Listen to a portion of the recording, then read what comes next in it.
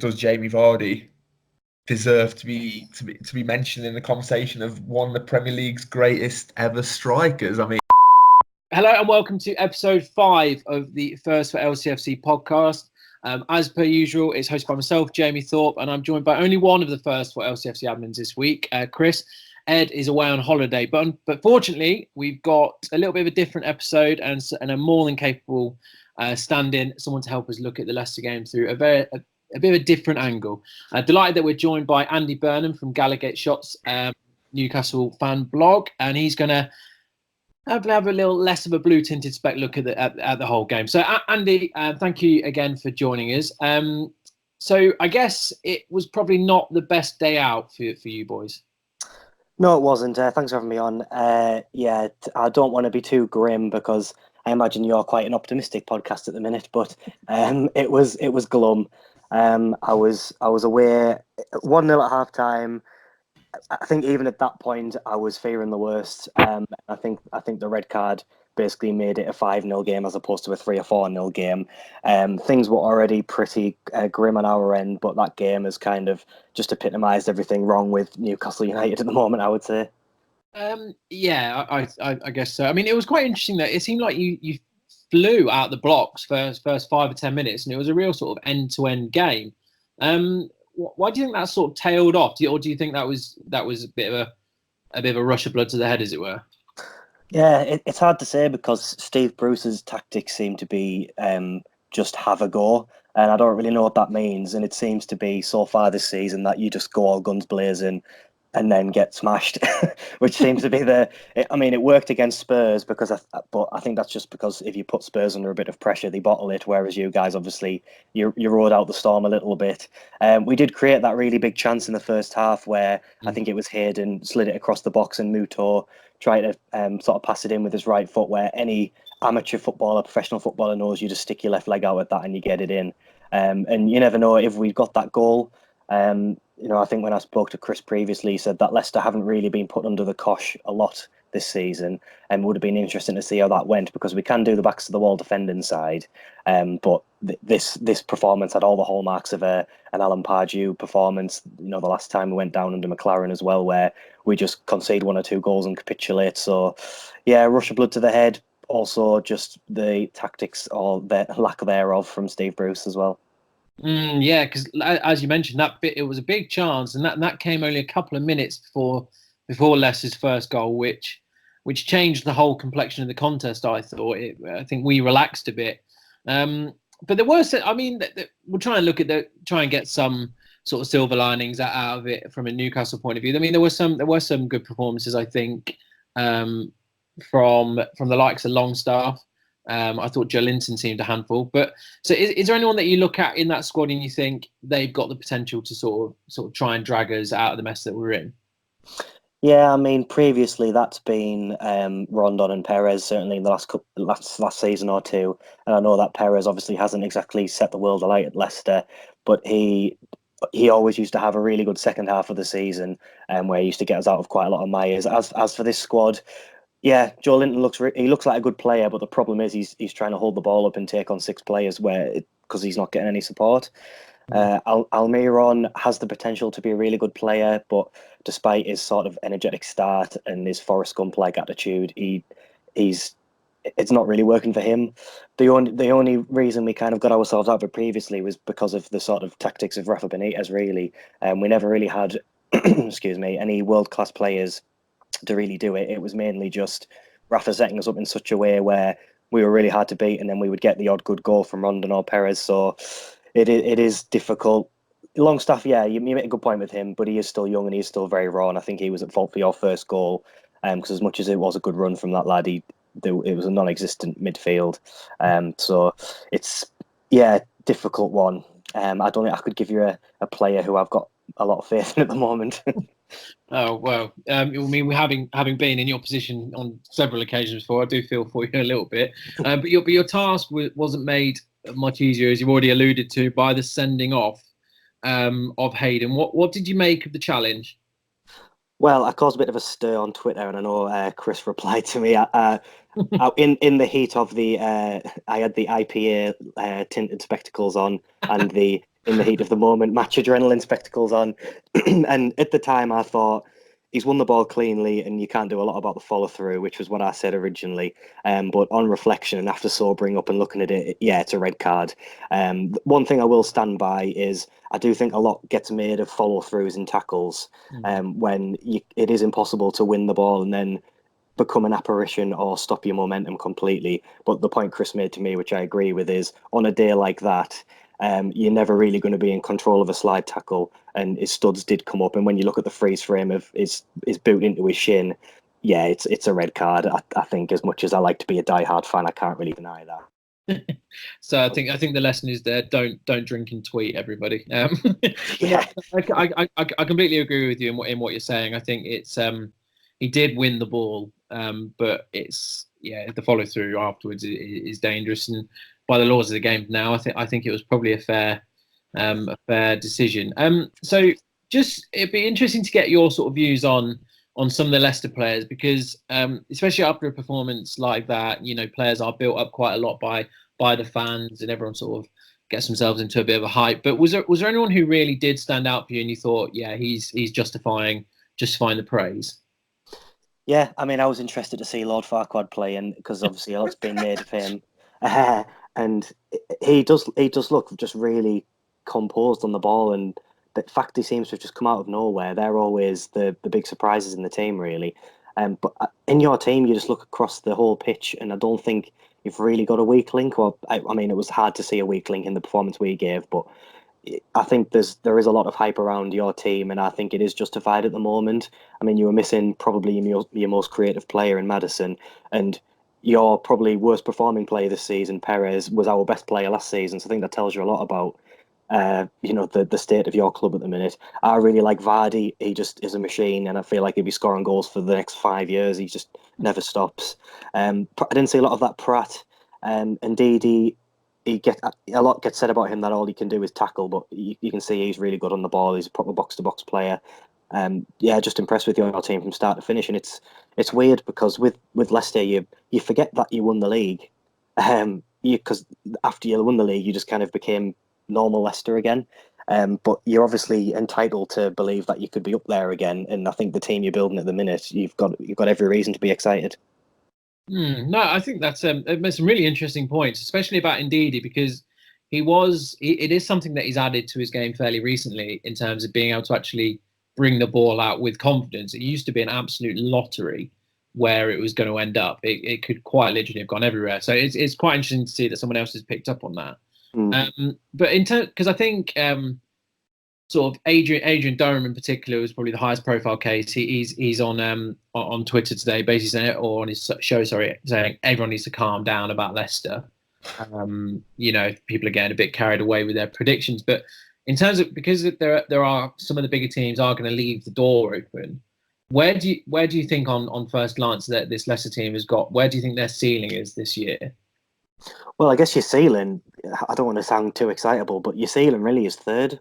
I mean, no one is going to catch first and second because they're just ridiculous, those two teams. But you look at the teams down from there, Spurs, Man United, Chelsea, and people were talking about Wolves last year. Obviously, that's kind of capitulated now, but they don't really seem to have improved an awful lot. And a lot of those sides, they've had big changes recently. So you look at Chelsea, for example, they look like every game that they're in is going to be a 5-4. It's not really sustainable for a whole season. Spurs, they'll do Spurs things. They look like a really good side, but they'll bottle it.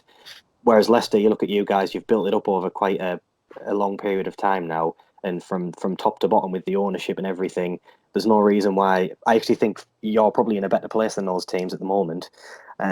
So I think third's the limit for you, really. And the way you're playing, no teams, I think, since Brendan Rodgers took over, I think there's only Liverpool and Man City got as many points as Leicester. So on the stats and on sort of the eye test of actually looking at the players, can't see any reason at this stage to say anything other than third. Well, that's yeah. Well, if all goes well. Yeah, no, of course. These are sort of these are things that they can definitely go either way. But it's good to see that it's maybe not just us getting overexcited. And I think one thing I would say is, obviously, you've had the injury of Maddison now, and if you had a few more big injuries, it would be interesting to see if the rest of your squad could pick up, because that's obviously an area where those bigger teams have probably more resource than Leicester at the minute. So that would be the only caveat I would probably put on it at the minute. Yeah, which I would hugely agree with. I think in terms of squad depth compared to the big clubs, that's something that we're perhaps ever so slightly lacking in. So just back to Newcastle. Final couple of questions. With regard, because you've got a tough run coming up with the likes. I think you've got Man U, Chelsea, West Ham, and Wolves in your next few games. So there's a bit of a mixed bag. How do you see? Where do you see you picking your points up in your next 4 or 5 games? Well, it's going to have to be at home. Yeah, like you say, Man United at home next week on Sunday, and they're a bit of a lottery as well. But Chelsea away, we won't get anything there. I think away from home we're going to really struggle, because we can't set up in the same way we did under Rafa, where we basically put every man behind the ball and then knocked it long, and that used to work, and we got criticised for it, but at the end of the day it got us mid-table every season. So we're going to have to try and make home the fortress again. But the atmosphere at the club at the minute is shocking. I think we had a record low attendance in the Premier League for the last game, just over 40,000, I believe. So it's really hard to say. We should have got points against Brighton. We should have got points against Watford, and we didn't manage to do that. But we managed to miraculously get a win away at Spurs. So I think the next Wolves, really, I would say. But I'd say the next home game we've got to try and the next home game after Man United, we've got to try and put in a performance and get 3 points, because the main worry at the moment is we're just about a quarter of the way through the season. We might already be cut adrift if we lose the next 2 or 3 games. Yeah, it can certainly feel like that sometimes. But the Premier League's an unpredictable being, so you never do know. And I think the support last night from your end has been complimented far and wide as well. So I mean, those fans really do deserve better. So we do hope that things improve for you, but obviously just not when we come to your place in January. So like to ask you to put your neck on the line a little bit then. Where do you see both sides finishing in the league this year? Well, I'll start with Newcastle, because that's the depressing one. Start of the season, I said we'd take the last relegation spot.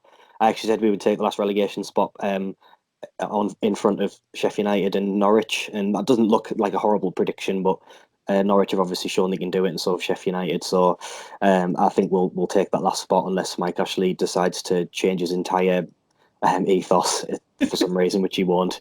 As for you guys, yeah, I don't want to sound too crazy, but on what I've seen so far this season, I can't see any reason why you guys can't come 3rd or 4th. But my sort of realistic prediction would be that at the very least, you should be hoping for Europa League place from the way you've started. So I would say that sort of if that first Europa League place or the last Champions League one.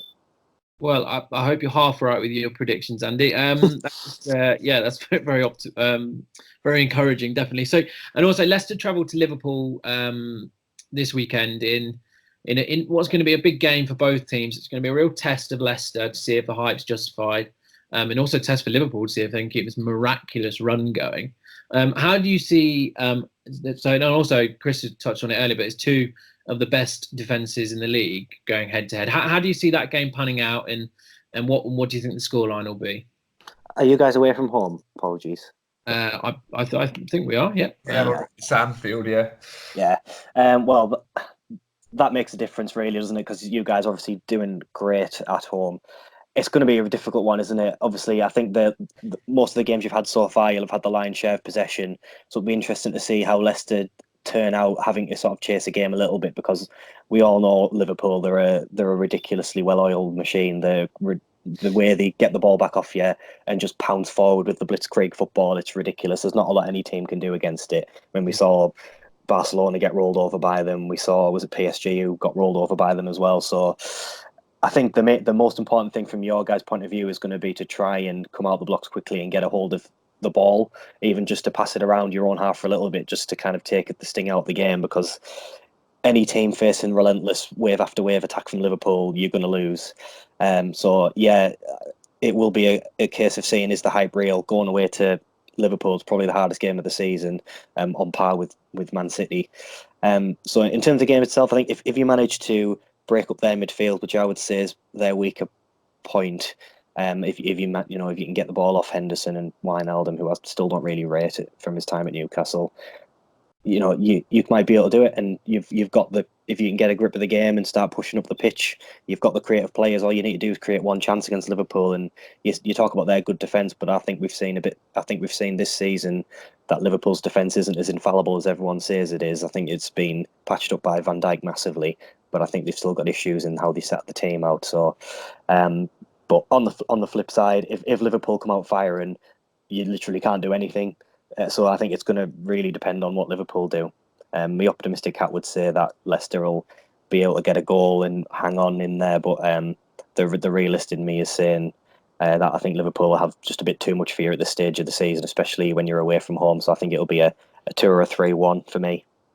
Yeah, but very fair points. And yeah, you can see exactly where you're coming from with that. So listen, Andy, thank you very, very much for joining us again. Everyone, Andy from Gallowgate Shots, please do follow them for all your Newcastle news. But thank you for your answers. That was brilliant. I really enjoyed having you on. No worries, lads. Best luck for the season. Cheers, Andy. Speak soon. Cheers, mate. So, Chris, you are still there, aren't you? I am. I'm still here. I've not said anything in about 15 minutes, which is a new record, but I am here now. It's just Leicester City now. Well, now you know how I feel sometimes when you're having your arguments. But Andy made some brilliant points about the game, and he seemed very, very complimentary about the Leicester side. But I suppose after that performance, it's going to be hard to knock them, isn't it? I think that's what I mean. People I've spoke to today, I've said, obviously, you enjoy a 5-0, but it just didn't feel competitive. It I don't know, second, third gear, we didn't really, obviously, like you said, when they started the game, it was a bit end to end, but it was a bizarre game. You don't often see Premier League matches like that. I mean, it's not an extreme like Man City, Watford, but I don't know. There was just a huge golfing class. It was a bit of a bizarre one, really. I'm not sure how much we can take away from it as such. I thought it was interesting. By the sounds of things, the pundits after the game were more saying, "Well, it was more Newcastle being bad." But do you perhaps feel that Leicester just never gave them the opportunity to be anything else? I think so. Yeah, I think you've hit the nail on the head there in terms of that. The old Leicester, or Leicester that we've grown up with is, we'd probably won a game like that, maybe 2-3-0 with a red card. But I think it's just how relentless and how persevering. And obviously, I keep saying it, but it does feel like Rodgers is really starting to put his stamp on things. He's really getting a tune out of the lads now. So yeah, I mean, it does feel different. We're not treating to 5-0 wins that often in the season. So yeah, you got to take the positives, but I think it's going to be quite a stark contrast when we travel to Liverpool. Definitely. So I mean, we'll go from our biggest ever Premier League win. We'll say so far, in the hope that we can get a 6-0 at some point. But to the league leaders, Liverpool. It's going to be like Andy and yourself have said, it's going to be an extremely tough place to go. But Rodgers has got a bit of a headache, I think, because there was in the absence of Maddison, there were some brilliant performances, especially in the midfield. I was so impressed with Dennis Pratt. I thought he was fantastic. He didn't do anything extraordinary in my mind, but he just he kept the game ticking and did it so calmly. So how do you think Rodgers is going to line us up? Because if Maddison is fit, as Rodgers alluded to, you've got to play him, haven't you? Yeah, I think so. I think it's just one of those where you're going to have to, realistically, Pratt's probably not going to get into the starting team. I think to answer your question, though, I want us to line up not how we lined up against Man United, basically. I want us to go there and attack, because like Andy or like 99% of people will agree, like if you go to Liverpool and invite pressure, it's just a matter of time or how many they're going to score.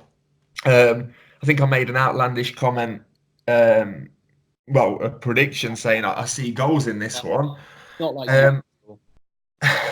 I mean, it's unlike me to be like that, obviously. But to back that up, I just think that if Rodgers gets us fired up, saying, "Look, we're going to go there, we're going to attack. This is my old team. Let's go and prove a point. Let's go and make this statement of intent," then it could just turn into absolute chaos. It's just one of those feelings. It probably will not end 4-4 as I've predicted, but I just think that say we go 1 or 2-0 up, they're going to come at us even more, and it could just turn into bedlam.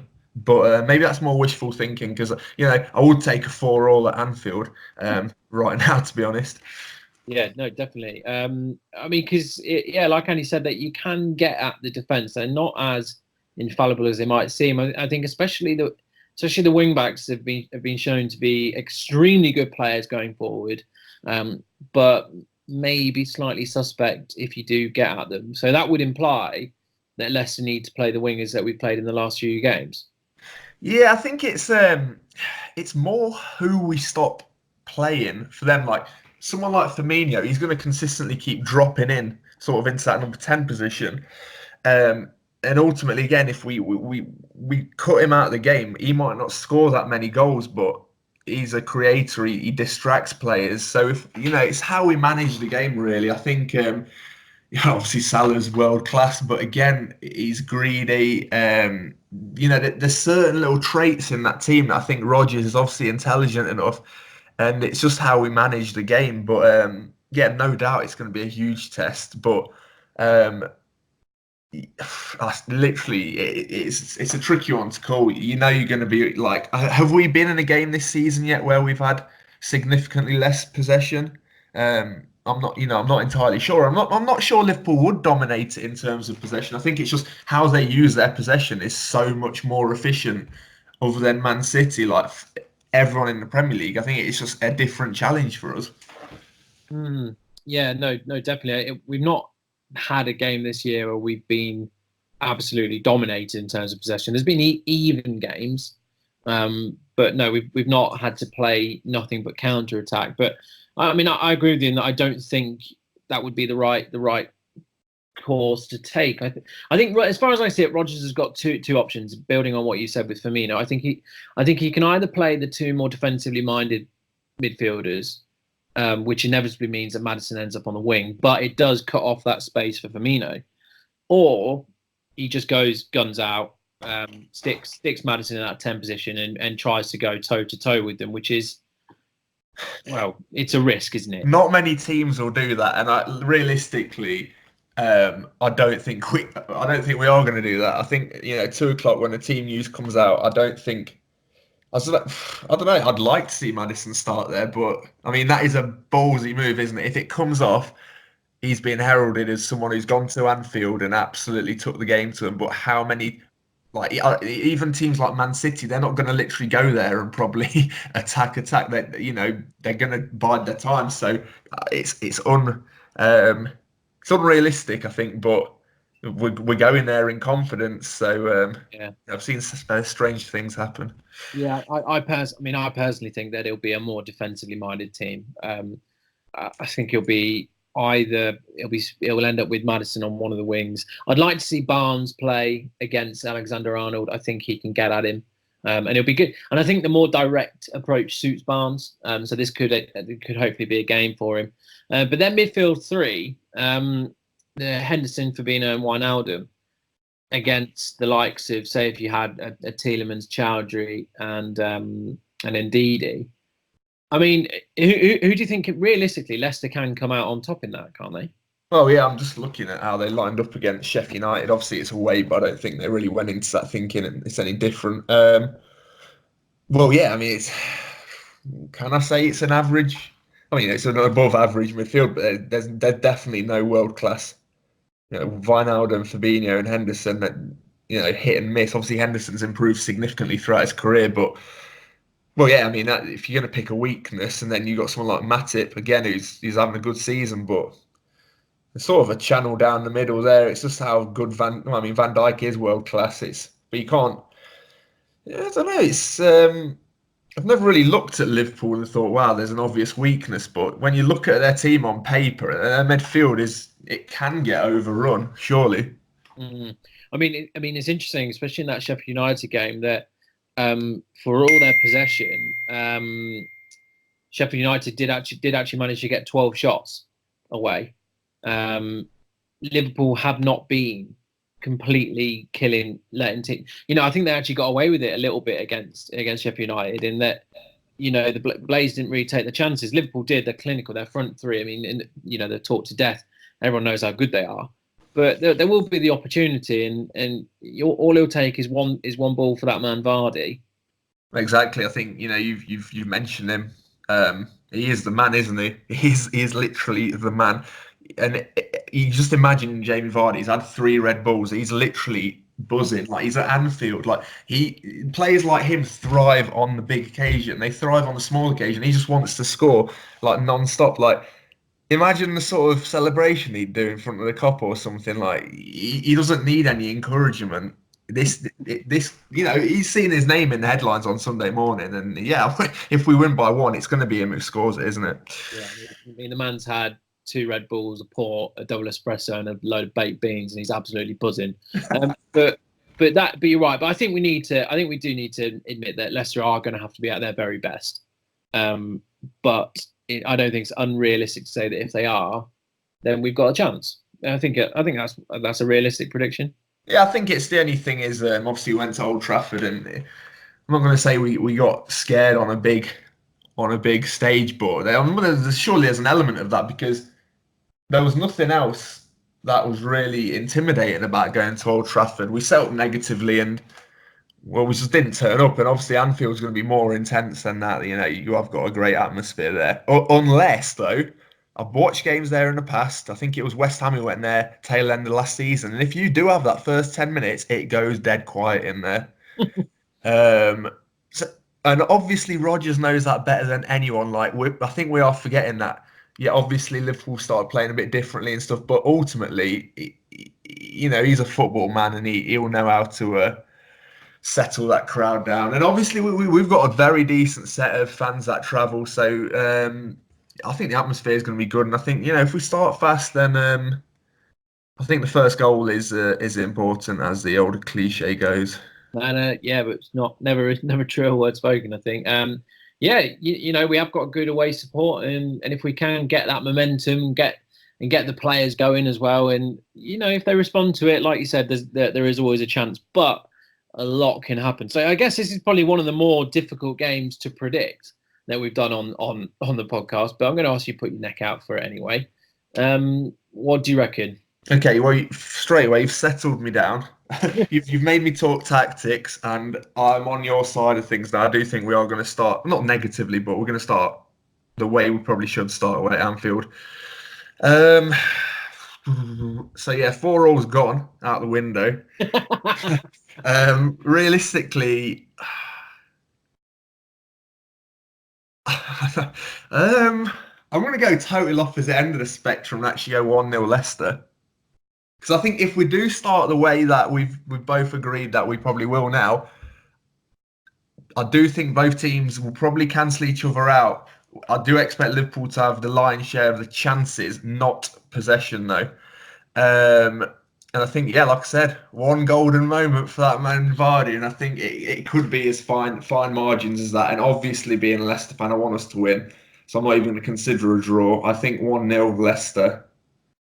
Right. Well, it's could well happen. I mean, am I allowed to predict a loss? I don't think I am I? Well, you know what?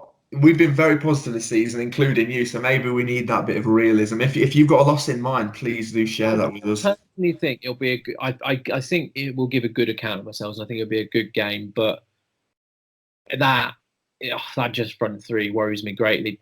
We've got really, really good fullbacks, but I can't see anything. I keep getting drawn to 2-1 Liverpool, but I'll stick with it, 2-1 Liverpool. But I will also say, if Chowdhury plays, my official prediction about him is that there will be at least one moment where he squares up to Jordan Henderson or something. He'll be trying to get under his skin. Yeah, definitely.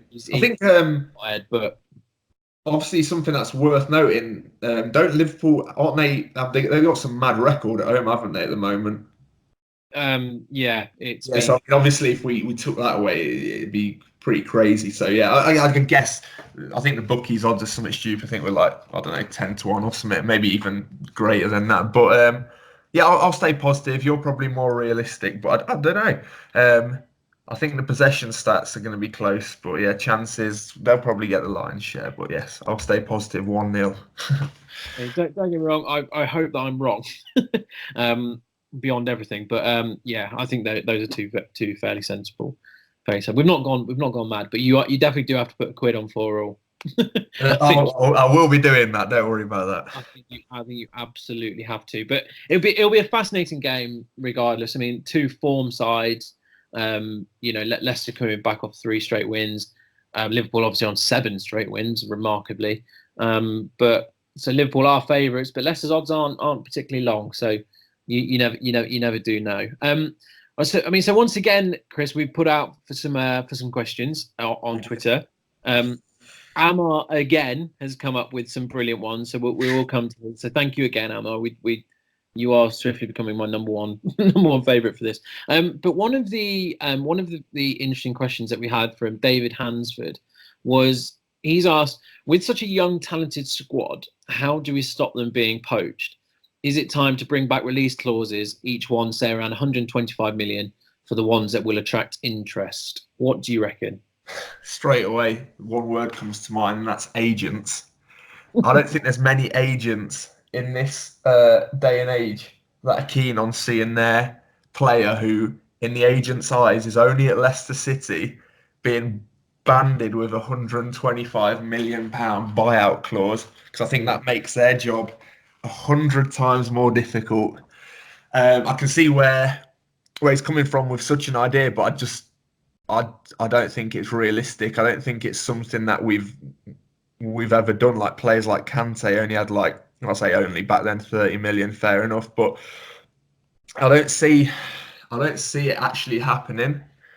In terms of the buyout clauses, I mean, already we get like Sionchu, yeah, he's apparently going to Man City in January.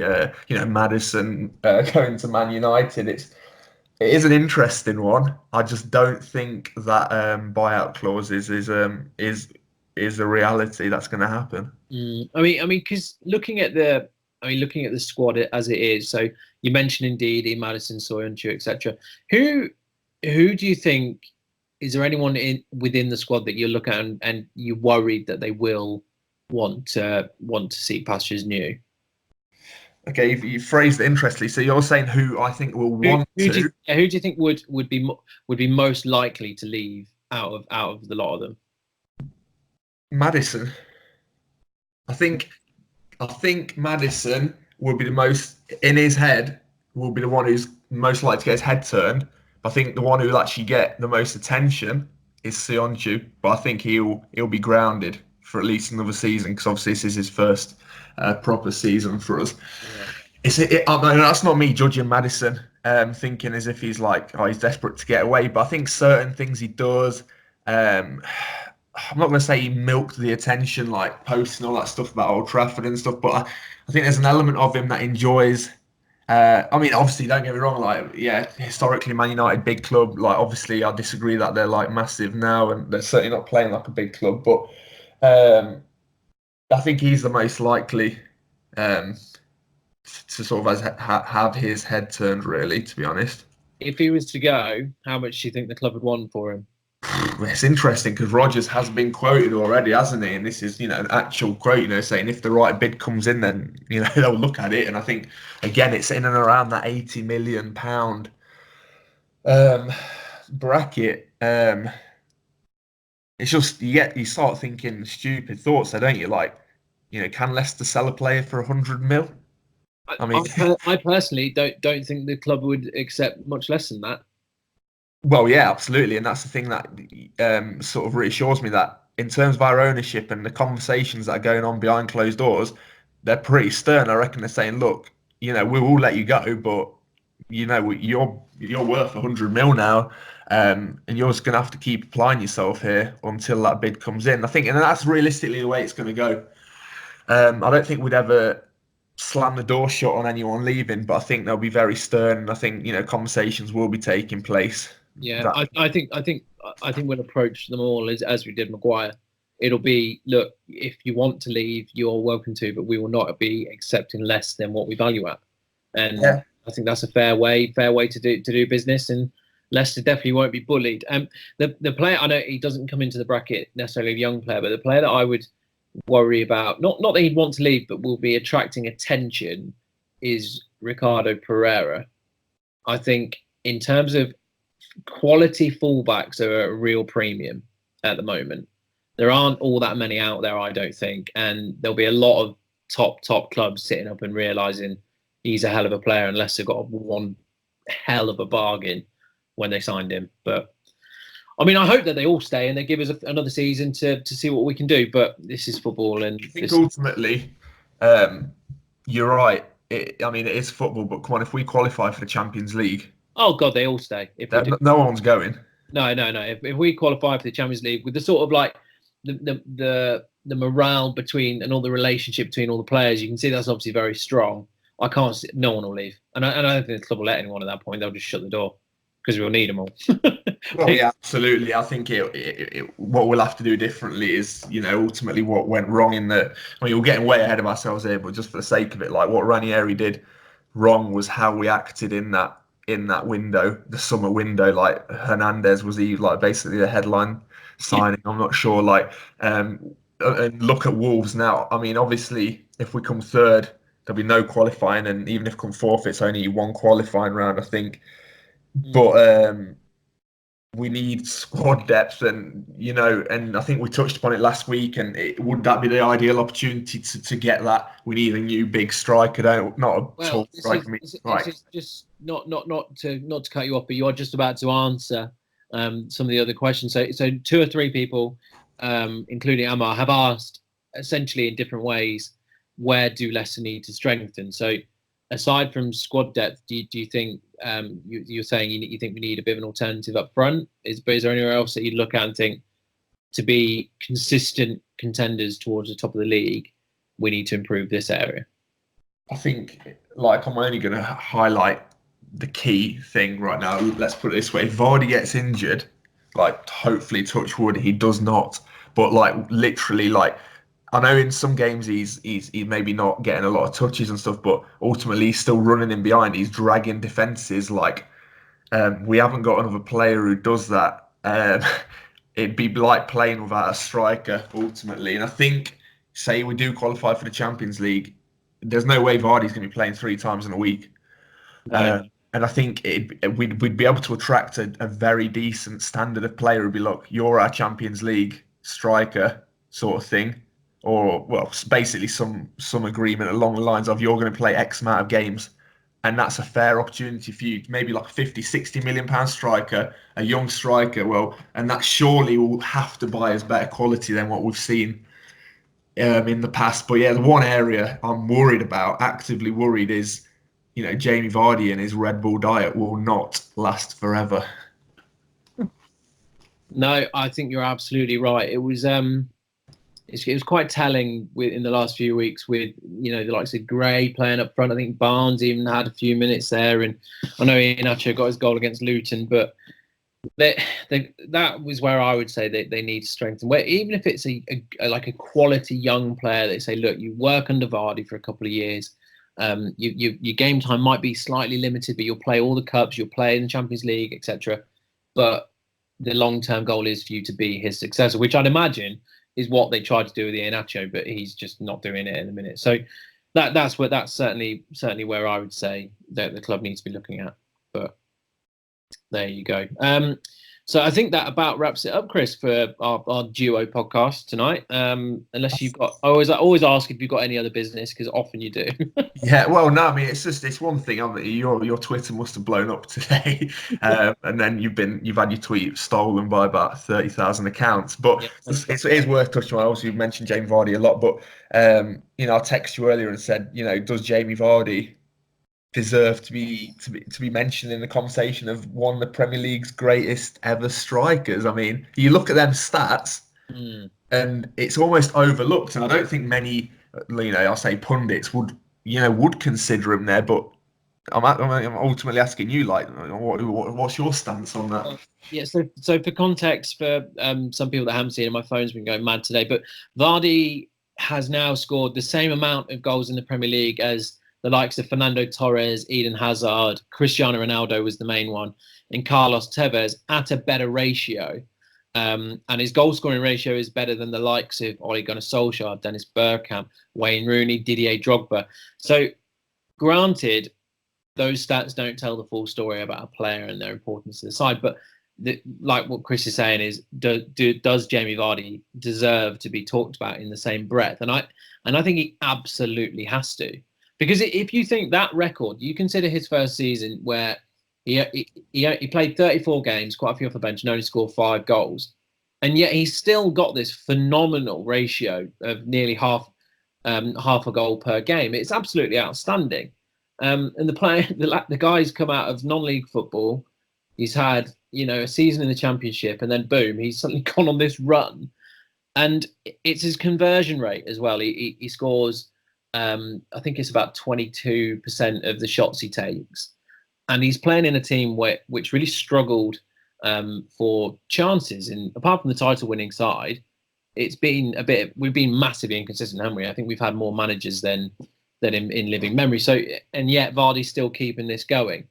So you do wonder, because his shot conversion rate, for example, Chris, is better than Kane. Well, that's what I mean. Like, ultimately, the players who are going to get considered in this golden 11, rightfully so, will be players like Shearer, purely based on the vast quantity of goals, like Aguero again, who have scored, an amazing tally of goals, and that's the all-time record. But again, it's look at the time frame, look at the clubs they played for at the time. They had probably, arguably, extremely strong squads that were in Europe consistently. And another thing is, obviously, Jamie Vardy's got one of the most prestigious sort of records in world football for that scoring streak as well. It probably suits him that he is sort of under the radar, because he's at Leicester, but I just think he does have to be in those conversations. And like you said, he's come from non-league. Again, another factor that doesn't get considered. He's not been schooled on like Barcelona upbringing or anything like that. He is quite literally, an old school footballer. And ultimately, when the day comes for him to retire, there's no doubting he's obviously a Leicester City legend. It's just how high he's heralded in the overall Premier League era. No, it's interesting though, because some of the responses are, I think they missed the point of what I was trying to say. I wasn't trying to say that he's better than the likes of Kane, Aguero, etc. But he deserves to at least be mentioned in the same breath. Some of the Tottenham fans in particular have really not enjoyed it. Some of them saying that Vardy, he's incomparable to Kane. Kane's only 26. Vardy will be playing in the Spanish league when Kane hits his prime, blah, blah, blah. Vardy won't be the one who's remembered. I think Vardy's, I think he'll be remembered for, winning the Premier League, which you've struggled to do so far, and 11 in a row. I mean, come on. Even Aguero can't match something like that at the moment. So I think he's probably the most highly rated, underrated player, if that makes sense. That's what I think he'd literally be. If there's an A team and a B team, I mean, for me, he'd definitely be on the bench of a sort of like an 18-man squad or something nerdy like that. But definitely, he is, for me, he's a goal scorer who's done it at the highest level. He's done it at international level. Yes, I just think he's one of those players who, unfortunately, will be forgotten about because he didn't ever play for an elite club. And I think you can honestly say there's not a player out there who plays like Jamie Vardy. I think that in that way he is unique. Oh, absolutely. I mean, yeah, that's what I mean. If say Jamie Vardy went to, I don't know, literally any club, probably any club in the Premier League, well, other than maybe a struggling club, he just wouldn't fit in. Look how he played for England. I'm not saying players sort of ignore him, but he just doesn't fit a more modern possession-based system. Or at least teams are too snobbish to sort of play it a way that Jamie Vardy needs to play. He does need that occasional ball in over the top, and you just don't see that in the. Well, yeah, you don't really see it in the Liverpool. Yeah. You hit the nail on the head. Teams don't play to his strengths for some reason, and yet he still popped up with goals. I mean, remember that goal against the little backheel flick against Germany? Oh yeah, absolutely. Messi and Ronaldo does that. It's on highlight reels for years. That's what I mean. There's so many goals like the one we're talking about, Liverpool, like that absolute. It is a thronker. Ed's not here. I'll get the word in.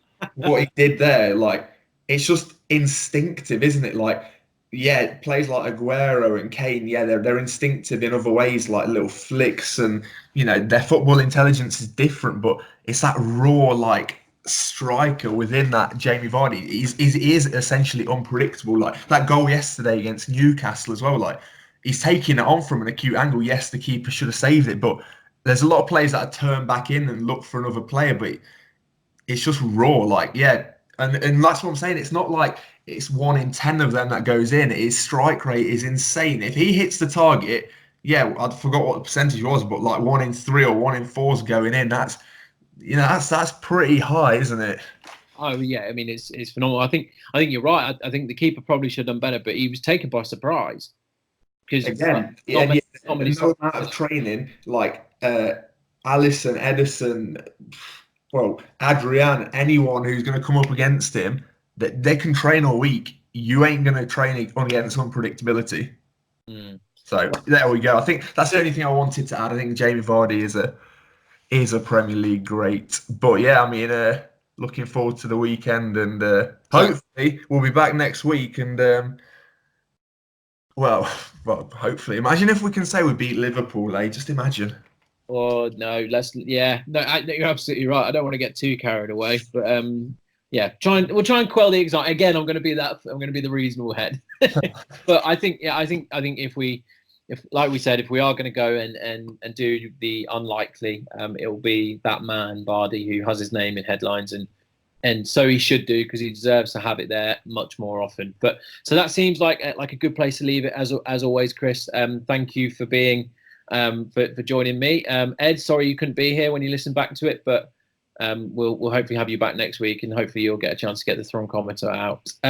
So if you listened all the way through, thank you again. Do really appreciate it. It was brilliant to have Andy on as well, giving his views on Leicester. So hopefully you'll join us again for the next episode, where we can sit here and start to get really excited because Leicester have picked up another 3 points.